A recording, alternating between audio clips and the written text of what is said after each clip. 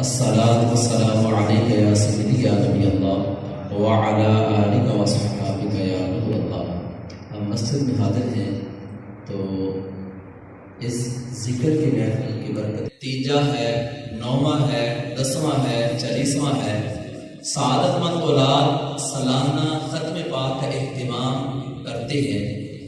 ہم یہ سنتے رہتے ہیں کہ جناب قرخانی بھی اثار ثواب ہے، نوواں بھی، 10واں بھی، 40واں بھی اور سالانہ پروگرام بھی اثار ثواب ہے. اب یہ اثار ثواب کہتے کسے ہیں؟ آیا کہ ہمارے شریعت مطہرہ نے ہمیں اس کی اجازت دی ہے یا نہیں؟ کام وہ ہونا چاہیے جو نفع کا باعث ہو، کام وہ ہونا چاہیے جو فائدے کا باعث ہو. جس کام میں ضرر ہو، نقصان ہو، نفع کا باعث نہ ہو، اس سب کام سے رک جانا یہ عقل مند کی علامت پر دلیل ہے. اور جس کام کا نفع زیادہ ہو، جس کام کا فائدہ زیادہ ہو، وہ خود بھی کرنا چاہیے اور اوروں کو بھی اس کی دعوت دینی چاہیے. میں زیادہ آپ کا ٹائم نہیں لوں گا، شعر و شاعری میری عادت نہیں ہے. میں کوشش کروں گا قرآن و حدیث کے دامن سے وابستہ رہتے ہوئے آپ کو یہ اپنا سبق بیان کر سکوں. تو لفظ ہے احسان اور ثواب. آسان لفظوں میں عرض کر دیتا ہوں. احسان کا مطلب ہے پہنچانا. کی مطلب ہے جی؟ احسان کا مطلب ہے پہنچانا، بھیجنا، دینا. احسان کا مطلب ہے. ثواب کیوں کہتے ہیں؟ اگر ایسی تعریف اگر عربی لغت اعتبار نہ کرا تے بندہ نہ چیز صرف ایسی تعریف پہ پونا گھنٹہ گزار سکتا ہے کہ احسان آبی ہوتا ہے، احسان آبیہ. اور ثواب کی تعریف عربی کی فلاں کتاب فلاں گرامر فلاں اصول کے مطابق تعریف آ رہی ہے، لیکن پنڈ کا ماحول ہے آسان کر کے سبق بیان کرنا. احسان کہتے ہیں پہنچانا، بھیجنا، دینا. ثواب کسے کہتے ہیں؟ ثواب کا مطلب ہے ہر وہ کام جو اللہ رب العزت کی رضا کا باعث بن جائے. ثواب کہتے ہیں ہر وہ کام جو اللہ رب العزت کی رضا کا باعث بن جائے، اس کو ثواب کہا جاتا ہے. اب تیرا نماز پڑھنا یہ بھی رب کی رضا کا باعث ہے، یہ بھی ثواب کا کام ہے. تو قیام کر، تو رکوع کر، تو سجدہ کر، یہ بھی ثواب کا کام ہے. تو اپنی جیب سے نیکی کے کام میں خرچ کر، یہ بھی ثواب کا کام ہے. ارے ثواب کی اگر ڈیفینیشن میں جا، ثواب کی اگر حقیقت میں جا تو بات بڑھ جائے گی. آسان لفظوں میں بات کو مختصر کر کے بیان کر دیتا ہوں. ثواب کا مطلب یہ ہے محبت مصطفیٰ کا بھی اپنے دل میں سجا کر، عقیدت اور محبت کے نور کو اپنے سینے میں سجا کر، گلدستہ محبت کی اس چاشنی کو اپنے سینے میں پیدا کر کے تو عمل کرتا جا. رب کائنات تمہیں ثواب کا حقدار بنا دے.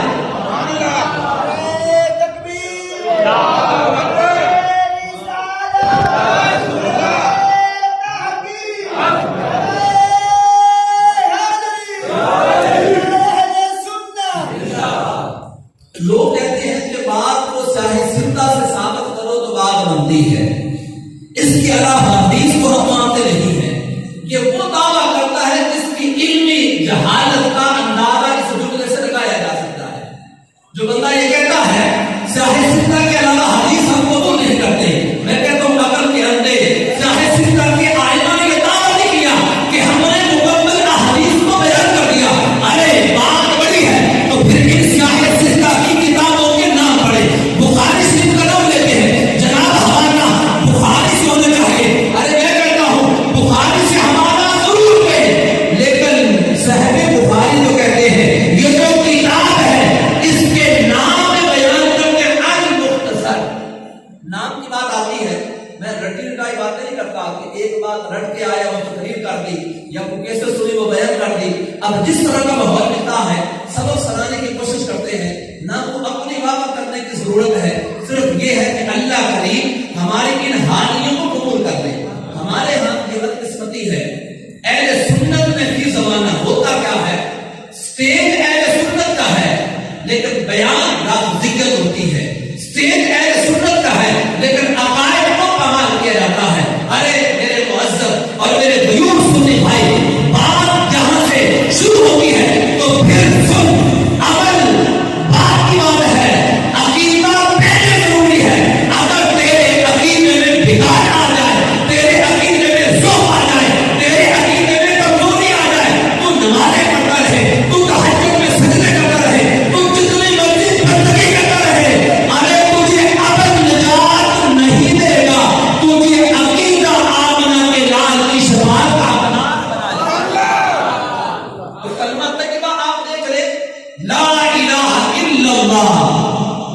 محمد رسول اللہ صلی اللہ علیہ وسلم. تو اس کلمہ طیبہ کو پڑھنے والے کے لیے سب سے پہلا پیغام یہ ہے کہ تیرا عقیدہ کیا ہے. تیرا عقیدہ کیا ہے؟ تو توحید کو مانتا ہے؟ جی ہاں، میں توحید کو ماننے والا ہوں، توحید کا دعوے دار ہوں، توحید کو ماننے والا ہوں، اس دعوے میں یقین رکھتا ہوں کہ اللہ ایک ہے، اللہ وحدہ لا شریک ہے، اس کا کوئی شریک نہیں. لیکن سن، میں نے ایفل کے اندر تقابل ادیان کی کتابوں کو پڑھا، یاد رہے ہندوؤں کے اندر بھی رب کو رب مننے والے موجود ہیں.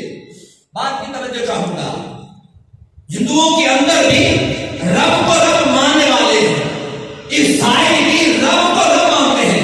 اگرچہ ان کے عقیدے مختلف ہیں، کوئی تصریف کا قائل ہے، کوئی اس کا قائل نہیں ہے، لیکن ان ادیان میں دیکھیں یہودی بھی رب کو مانتے ہیں، نصارہ بھی رب کو مانتے ہیں، ارے سارے رب کو مانتے ہیں. تو پھر ان کے لیے نجات کو پیغام ہونا چاہیے. اٹھائیں سورہ بقرہ کا وہ رکوع جس کے اندر یہودیوں کو جب دلائل دیے گئے، دیکھتے دیکھتے تمام دلائل سے جب وہ آج آ جاتے ہیں تو پھر دعویٰ کرتے ہیں ہم تو انبیاء کی اولاد ہیں. بنی اسرائیل کا نام قرآن میں سنا کون نہیں؟ کہتے ہیں نا بنی اسرائیل، بنی اسرائیل کون ہے؟ بنی اسرائیل یہ حضرت یعقوب علیہ السلام کی اولاد ہے. بنی اسرائیل یہ حضرت یعقوب علیہ السلام کی اولاد ہے. اگر میں قرآن پاک کو اس پر یہ پہلے پارے میں پورا واقعہ ہے، آپ علماء سے اس کی شاید تفسیر سنتے رہے، لیکن بات لمبی نہ ہو جائے، اپنے سبق کی طرف لے کے آتا ہوں. اب یہ یعقوب علیہ السلام کی اولاد ہے جس کو بنی اسرائیل کہا جاتا ہے. تو بنی اسرائیل پر جب یہ لازم کیا گیا کہ اللہ کے پاک پیغمبر کو مانو، رب کی توحید کو ماننے کے ساتھ ساتھ تم رسالت کا اقرار کرو، تو پھر کسی نہ کسی طرح ہیلے بہانے کر کے اس کے منکر ہونے لگے. جب یہ منکر ہوتے گئے اور مزید اپنے انکار میں پختہ ہوتے گئے تو رب کائنات نے پھر اپنی کتاب کے اندر یہ اعلان کر دیا، ارے جو رسالت کو مانتا نہیں ہے اس کی توحید قابل قبول نہیں ہے. جو توحید کو ماننے والا ہے وہ رسالت کو مانے تو ایمان والا، اگر رسالت کا منکر تو بے ایمان ہو گیا، اس کا جنت سے کوئی تعلق نہیں ہے. جو رسالت کو نہیں مانتا، میرے مقصد میں یہ عرض کر رہا تھا توحید کو ماننے والے ہیں، رب کو رب کہنے والے ہیں، لیکن اللہ کریم کسی کو ایمان کو قبول نہیں کرتا تب تک کہ جب تک محمد رسول اللہ صلی اللہ علیہ وسلم کی ذات کو مانتے نہیں ہیں. تو پتہ یہ چلا، آپ علماء سے سنتے رہتے ہیں، قبر میں یہ سوال ہے من ربک ما دینک ما کنت تقول فی حق هذا الرجل.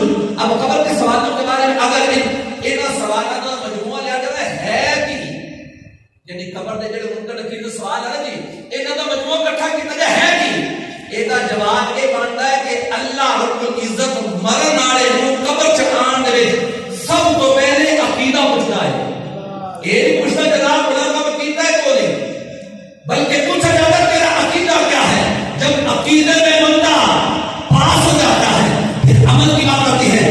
یاد رہے آج کے اس اسٹیج پر میں یہ دعوے کے ساتھ علماء کی موجودگی میں یہ بڑے وسوخ کے ساتھ یہ بات بیان کرتا ہوں، ارے تیرا عقیدہ درست ہے تو بات بدلے چاہے اعمال کر لے، یہ سارے تیرے عمل نامے کا ضائع ہو جائیں گے جب تک تیرا عقیدہ درست نہیں ہوگا. تو اسلام نے ابتدائی طور پر جو سب سے زیادہ جس چیز کو مقرر رکھا ہے وہ عقیدے کو رکھا ہے.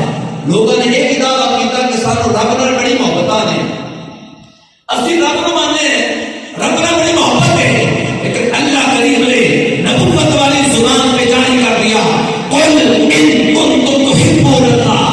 اے محبوب ان لوگوں کو بتا دیجیے، محبت کے ساتھ ترجمہ کرتا ہوں، قل ان کنتم تحبون اللہ. اگر اس میں نکال تفسیر بداری کا بیان کروں یا تفسیر ساری روح بیان کی بات کروں تو بات لمبی ہو جائے گی. قل ان کنتم تحبون اللہ، جو دعویٰ کرنے والے ہمیں رب سے محبت ہے، فرمایا محبوب ان کو بتا دیجیے یہ دعوے محبت میں تب سچے ہوں گے فاتبعونی، جب تک آپ کی اتباع کر نہیں دیتے. میں کرتا ہوں وجہ کیا؟ فاتبعونی، میرے محبوب کی اتباع کرو. ارے اگر تمہارا تعلق مردوں کی عورتوں سے ہے تو مومن ہو اور اعمال صالحہ کرنے والے ہو، میرے محبوب کی اتباع کرنے والے ہو، نیک اعمال کرنے والے ہو، تو پھر سن لو جو موت ہے وہ جسم پر موت ہے، روح کا جسم سے جدا ہونا یہ موت ہے۔ ہمارے جسم میں روح ہے، ہم حرکت نہیں کریں گے، ہمارے جسم کے اندر روح ہے، ہم بولیں گے، کلام کریں گے، کھائیں گے، پیئیں گے۔ جب یہ روح کا تعلق جسم سے جدا ہو جاتا ہے تو پھر یہ موت ہے۔ ایک انسان اچانک ہنستا ہنستا کھاتا پیتا ایک لمحہ ایسا آتا ہے جب یہ سانس کی مالا منقطع ہو گئی تو جناب سے مرحوم بن گیا، اب یہ حرکت نہیں کر سکتا، یہ اوروں کا محتاج ہو گیا۔ تو قرآن کریم اور حدیث میں اللہ کریم فلا تحیین حیات طیبہ، اگر تم اعمال صالحہ کر کے جیو گے فلا تحیین حیات طیبہ، ارے تمہارے جسم پر تو موت آ جائے گی، تمہارے جسم پر موت آ جائے گی، تمہارے جسم سے روح جدا ہو جائے گی، تم مردہ بن جاؤ گے۔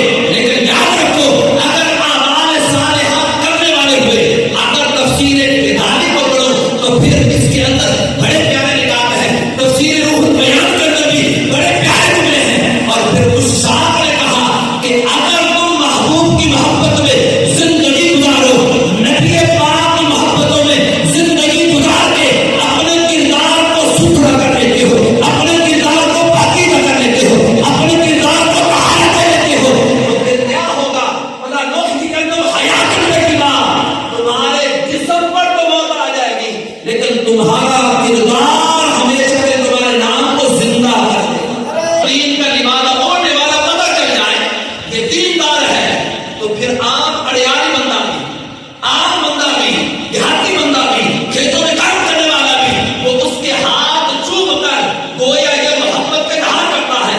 میں کہنے لگا ارے یہ حضور کی محبت میں اگر ناکامی کرنے والا جب یہ حضور کی محبت میں کچھ لمحات گزارتا ہے، کچھ وقت گزارتا ہے تو لوگ اس کی تعظیم میں اس کے ہاتھ روتے ہیں، اس کی تعظیم کرتے ہیں۔ ارے جو سچا غلام بن جاتا ہے، جو آمنہ کے لال کی محبت کو اپنے دل میں سجا لیتا ہے، خدا کی قسم اٹھا کے کہتا ہوں صدیاں گزر جاتی ہیں، آج بھی لوگ ان کی محبتوں کے قصیدے گنگناتے ہیں۔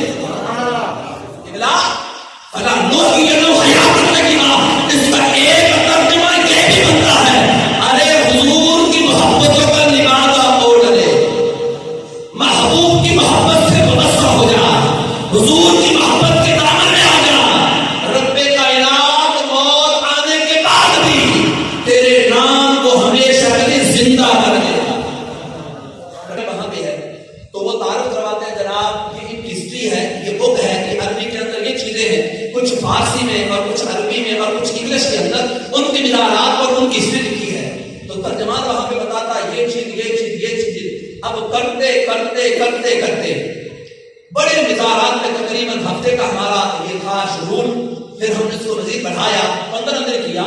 تو 15 دن کے اندر صبح نکلتے رات گئے تک کچھ دیر آرام کرتے اور یہ کامل کی بات رہتے، میں ممبر پہ بیٹھا ہوں، میں تو کتابی بات بھی سنانے لگا، آپ بھی سنانے لگا، اور یہ کاملین کی بارگاہ میں حاضری دیتے، حاضری دینے کے بعد ایسا سکون ملتا، ایسا سکون ملتا، مزے کو مزہ آ جاتا۔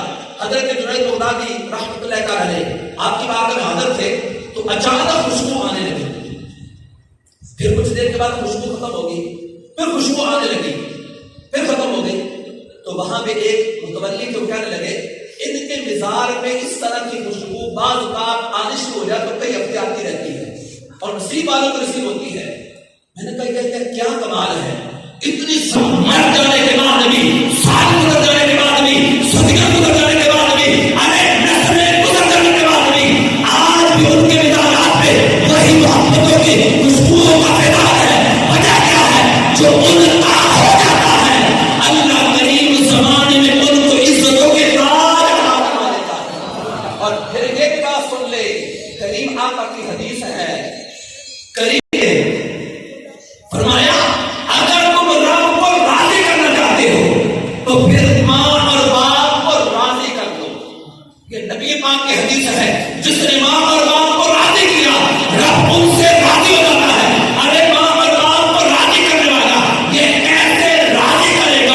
تو پھر کریم آقا کی محبت میں جب یہ ماں کے لیے اپنی چادر بٹھا دے گا، ماں کے لیے اپنے دل کے وہ آپ کی نیکی کلیاں چھوڑ دے گا، ارے ماں کے لیے اپنی محبت قربان کر دے گا، محبت مصطفیٰ میں جب یہ باپ کی خدمت کرتا ہے، ماں کی خدمت کرتا ہے، تو آج 3 سال گزر جانے کے باوجود بھی میں اور آپ آئے کیوں ہیں؟ ایک دیندار بچہ ہے، دیندار نوجوان ہے، بڑے لوگوں کے پاس جاتے ہیں، لیکن آج جس ماں کے سارے سوال بچے آئے ہیں، ارے اس کی وجہ یہ ہے بیٹا دین کی خدمت میں لگ گیا، تو آج 3 سال گزر جانے کے باوجود بھی میں اور آپ عقیدت اور محبت کا پیغام لے کر آئے ہیں۔ وجہ کیا ہے؟ جو حضور کی محبتوں میں اپنے باپ اور ماں کی خدمت میں لگ جاتا ہے، اللہ کے عالم فلا تحیی حیات طیبہ، اس کے کردار کو زندگی عطا فرما دیتا ہے۔ محبت میں کہ اس کو ثواب کہتے ہیں۔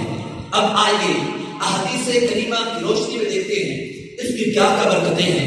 حدیث کا حوالہ لینا چاہیں تو بندہ رشید حاضر ہے، علماء یہاں پہ موجود ہیں۔ میں حدیث کے سند اور مطلب پہ زیادہ کلام نہیں کروں گا، حدیث کچھ زیادہ ہے لیکن اس کا کچھ جملے آپ کے سامنے بیان کرتا ہوں۔ مطلب کہتے ہیں کہ فلاں میں فلاں فلاں فلاں، یہ پورا ایک تواتر کے ساتھ حدیث کا جو سلسلہ ہوتا ہے کہ فلاں سے روایت، اس کو سند کہا جاتا ہے، اور مطلب حدیث کے الفاظ ہیں۔ اب حدیث کیا ہے سنیے، اس کے سارے ثواب کی برکتیں کیا ہیں۔ نبی مکرم شفیع امت صلی اللہ علیہ وسلم نے ارشاد فرمایا من میت فی القبر الا کالحدیث المتنفس، جانتے ہو میت کو قبر میں دفن کرنے کے بعد اس کی حالت کیا ہے؟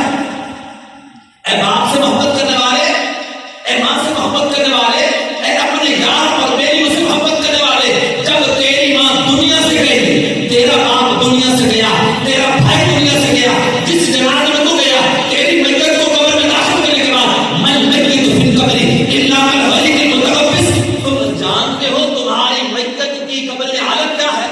ہم تو نہیں جانتے دیوار کے پیچھے کیا ہے، یہ ہمیں معلوم نہیں ہے، یہ اس دیوار کے پیچھے کیا ہے ہمیں معلوم نہیں ہے، لیکن اللہ کریم نے جس کو بصارت کی قوت سے اور بصیرت کی قوت سے نوازا ہے وہ تو جانتے ہیں کہ ہم جیسے نے فرمایا کہ تم جانتے ہو تمہاری میت کی حالت کیا ہے؟ عرض کی ہم تو نہیں جانتے، منو مٹی تلے دفن کر کے آ جاتے ہیں، کوئی سیدھی قبر بناتے ہیں، کوئی لاہر بناتے ہیں، ہمیں پتہ نہیں ہماری میت کی قبر میں حالت کیا ہے۔ تو نبی پاک نے کچھ جواب دیا الا کالحدیث المتنفس، تمہاری میت کی قبر میں حالت جو ہے وہ پانی میں ڈوبنے والے کی مثال ہے۔ مسئلہ حال ہے نبی پاک نے ساڑھے رنگ کے غلاموں کی مثال دے کے فرمایا کہ تمہاری میت کی قبر میں جو حالت ہے نا جی وہ پانی میں ڈوبنے والے کی مثال ہے۔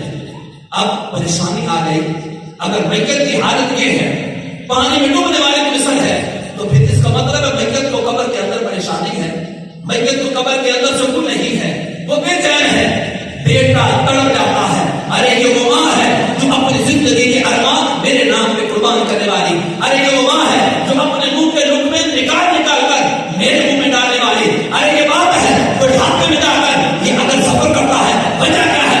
بیٹے کا مستقبل، اولاد کا مستقبل اچھا ہو جائے تو پھر سعادت مند اولاد تڑپ جاتی ہے کہ ماں کی قبر میں حالت یہ ہے، بھائی کی قبر میں حالت یہ ہے، باپ کی قبر میں حالت یہ ہے، تو پھر کچھ کرنا چاہیے۔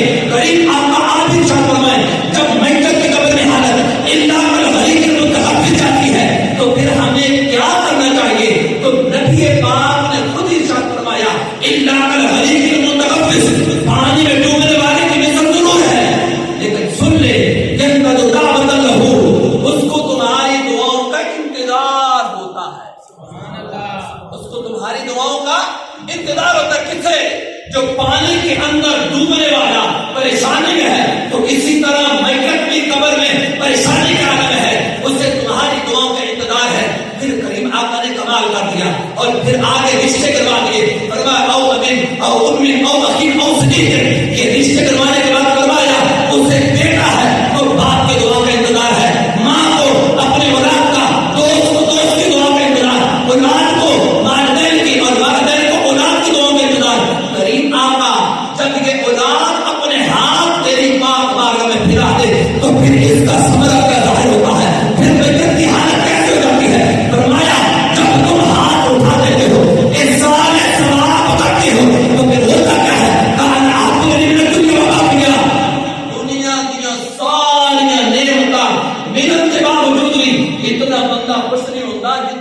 میت نو قبر دے اندر دعا اور احسان ثواب ملن دے اندر خوشی ملتی ہے. اللہ پاک سانو احسان ثواب کی توفیق عطا فرمائے. آخری حدیث کریمہ بیان کرتا ہوں، اس کے بعد نماز کا ٹائم. کاشف بھائی نے بتایا تھا اللہ کے بڑے پیارے کام کر گیا.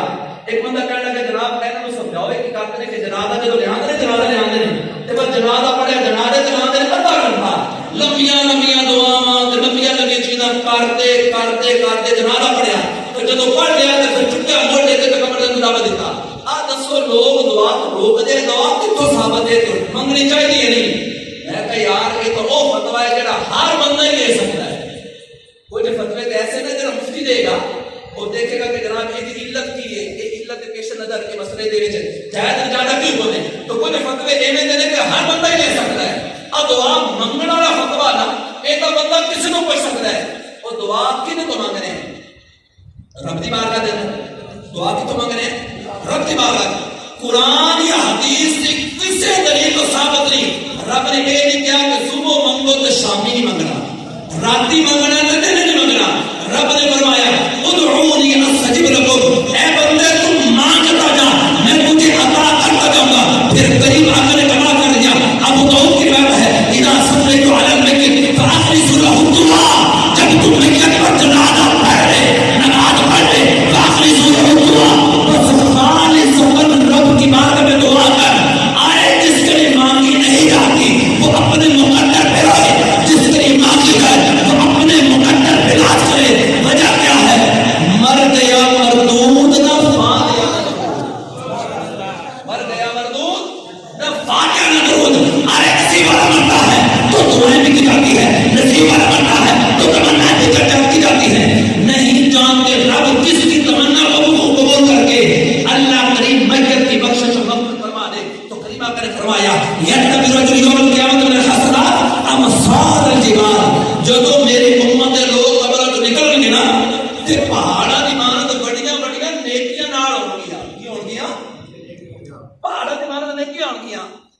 عرض کر کے مولا سانو ساڈے عملاں دا پتہ ہے، نہ نمازاں پوریاں نہ دیگر احکام پورے، اب بڑیاں نیکیاں ساڈے عمل دے ہیں نہیں سن. یہ کیویں آ گئیاں؟ امثال الجبال، پہاڑوں کی مانند نیکیاں. تو کریم آقا نے پھر خود ہی جواب دیا کب امتیوں کے ساتھ پہاڑوں کی مانند نیکیاں چلیں گی. میں آپ کی توجہ چاہوں گا کریم آقا کی اس بات کو سن کر اپنے دل کے اندر سجا لے اور آج کے بعد اس عقیدے سے توبہ کر لے.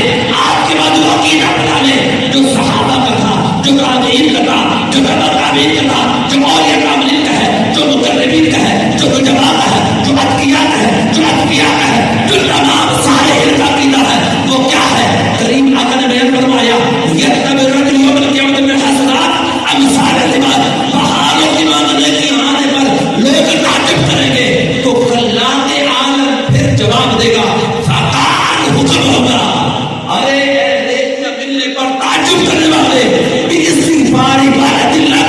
یہ وہ نیکیاں ہیں جو تو نیک اولاد چھوڑ کے آیا تھا، نمازی اولاد چھوڑ کے آیا تھا، تہجد گزار اولاد چھوڑ کے آیا تھا، حافظ قرآن اولاد چھوڑ کے آیا تھا، عالم دین اولاد چھوڑ کے آیا تھا. تیری اولاد نیکیاں کر کر کے تجھے احسان اور ثواب کرتی رہی. خلاق عالم نے آج تجھے پہاڑوں کی مانند نیکیاں قبر میں عطا کر دی. تو پھر اسی کردار کی میرے معزز بات ہے. عالم ہے تیرا کردار محبت مصطفیٰ والا ہے، تیرا علم تجھے نفع دے گا. بیٹا ہے تیرا کردار محبت مصطفیٰ میں ڈوبنے والا اور والدین کی خدمت کرنے والا ہے تو میرے رب تجھے اس کی جزا دے گا. اگر تیرا کردار حضور کی محبت والا، اپنے محلے دار کے ساتھ اچھے سلوک والا ہے تو اللہ کے عالم نے تو اعلان کر دیا فلا نحیینہ حیاۃ طیبہ. ایسے ستھرے کردار کے جو مالک لوگ ہوں گے مرنے کے باوجود بھی ان کا کردار ہمیشہ کے لیے ان کے نام کو زندہ کر دے گا. اللہ کے مجھے اور آپ کو صحیح عقیدہ نصیب فرمائے، صحیح کردار کا مالک بنائے اور عقائد حقہ کی معرفت و پہچان نصیب فرمائے. میری زبان سے اگر خلاف شرع والا نکلا ہے میں اس سے رجوع اور توبہ کرتا ہوں. جو میری زبان پر ہر بات بیان ہوئی اللہ کریم ہمیں اس پر عمل کی توفیق عطا فرمائے.